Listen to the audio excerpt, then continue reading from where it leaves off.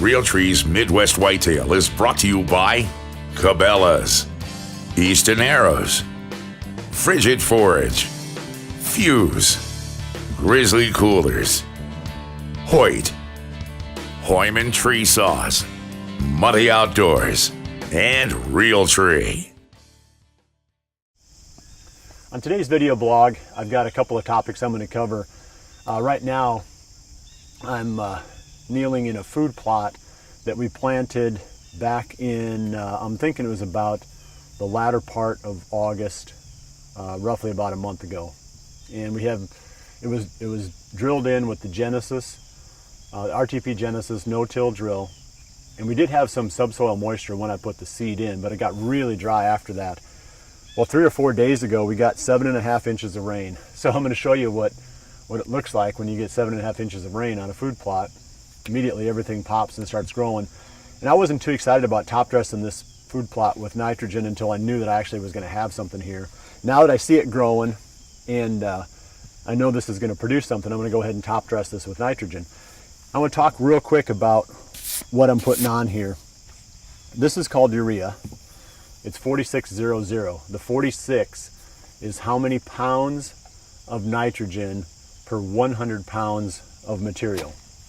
46 is probably about the minimum that you'd want, 46 pounds of actual on a food plot like this. So if I've got an acre and I'm putting on a 4600 rate, I'd have to have 100 pounds. And this is a 50-pound bag. So this will give me 4600 equivalent on a half an acre. So I'm going to get this spread, and then I'm going to come back and talk about a couple of the bucks that I've found on the trail cameras.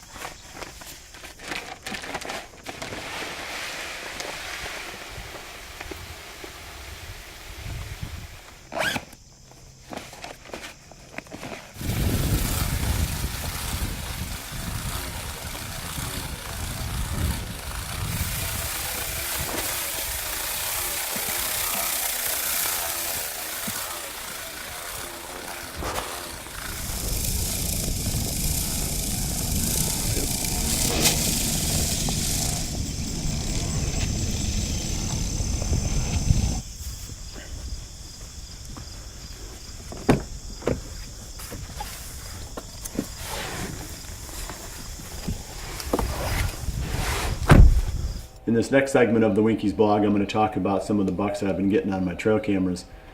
And I've had, I think I've got 6 or 7 cameras out right now.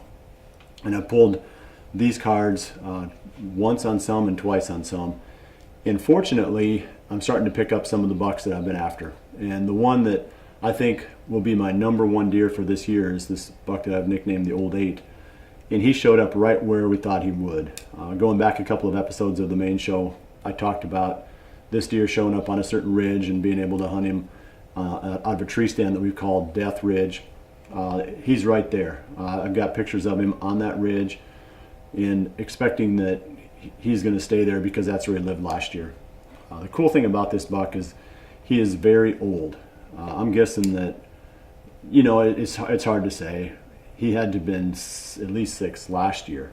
So I'm saying he's at least 7 now and possibly even older than that. And generally what we see with these bucks, once they reach that age, they become easier and easier to kill.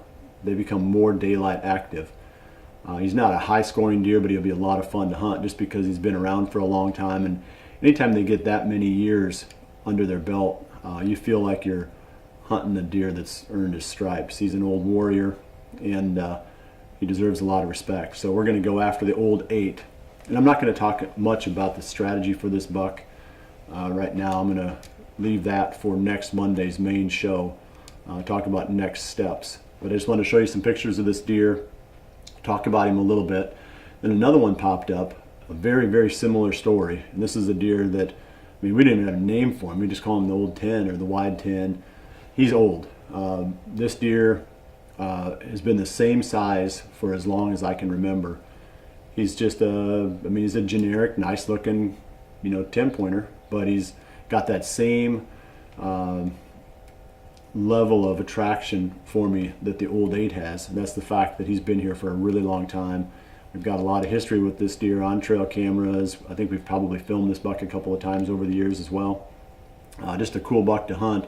The interesting thing about this one is he's already daylight active.